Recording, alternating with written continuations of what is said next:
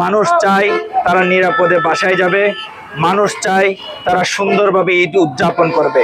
মানুষ আর লাশের মিছিল নিয়ে ঈদ কাটাতে চায় না, মানুষ আজ লাশের মিছিল নিয়ে ঈদ উদযাপন করতে চায় না। গাড়ি হচ্ছে বেশি, চলন তো অবশ্যই লাগবে।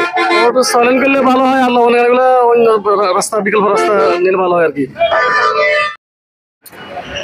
আমি এখন দাঁড়িয়ে আছি নতুন ব্রিজের স্টেশনের মুখেই দাঁড়িয়ে আছি। এই জায়গা থেকে কিন্তু হাজার হাজার গাড়ি চট্টগ্রাম থেকে কক্সবাজার গিয়ে পৌঁছায়। ঈদের প্রথম দিন, দ্বিতীয় দিন, তৃতীয় দিন টানা 3-4টি অ্যাক্সিডেন্টের সম্মুখীন হয়েছে পুরো চট্টগ্রামবাসী, পুরো বাংলাদেশবাসী। তো এই জায়গায় প্রায় 17 জন থেকে 20 জন মানুষ নিহত হয়েছে এবং 40-এর চেয়ে বেশি মানুষ আহত হয়েছে।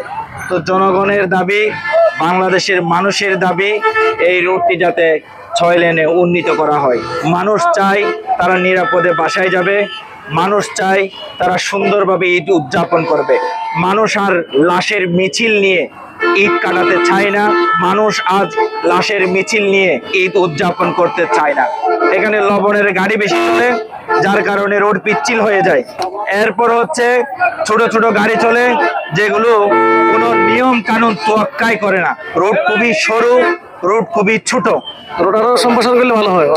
না হলে আমরা যানজটটা বেশি হবে না, আর লবণের গাড়ি বন্ধ না করলে আমার দোকানটা বন্ধ হবে না।